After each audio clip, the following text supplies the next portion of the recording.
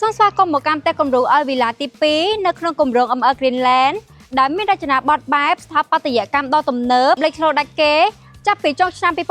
2024រហូតដល់ពាក់កណ្ដាលឆ្នាំ2025នេះបច្ចុប្បន្ននេះគម្រោង ML Greenland បានបន្ថែមការសាងសង់ផ្ទះគំរូថ្មីមួយបន្ថែមទៀតដើម្បីបំពេញតាមតម្រូវការរបស់អតិថិជនផ្ទះគំរូ Alvilla នេះមានទំហំផ្ទះ 13.35 x 21.73 ម៉ែត្រទំហំដី 22.5 x 30 ម៉ែត្រ 4 បន្ទប់គេង 5 បន្ទប់ទឹក និងចំណតរថយន្ត 3 គ្រឿងដីចំហៀងផ្ទះមានសួនបៃតង អាងហែលទឹក និងបន្ទប់ពហុបំណងឥឡូវនេះផ្ទះគំរូ Alvilla ស្ថិតក្នុងដំណាក់កាលរៀបចំបញ្ចូលគ្រឿងសង្ហារឹមនិងគ្រឿងតុបតែងលម្អដើម្បីបន្ថែមប្រណិតភាពនិងសោភ័ណភាពផ្ទះឲ្យកាន់តែស្រស់ស្អាតចំណែកឯការ design layout ខាងក្នុងផ្ទះបែបបើកចំហទូលាយនិងស្រឡះល្អ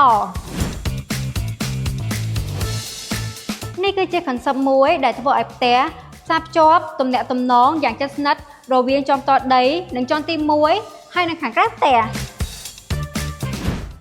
សូមកុំភ្លេចរងចាំទស្សនាវីដេអូបន្ទាប់ជាវីដេអូផ្ទះគំរូដែលបានរៀបចំរួចរាល់ 100% ហើយបើសិនជាលោកអ្នកចង់ជាព័ត៌មានលម្អិតកាន់តែច្បាស់សូមកុំភ្លេចទំនាក់ទំនងមកកាន់យើងខ្ញុំឥឡូវនេះសូមអរគុណបុរី ML ធ្វើឲ្យជីវិតកាន់តែមានសុភមង្គល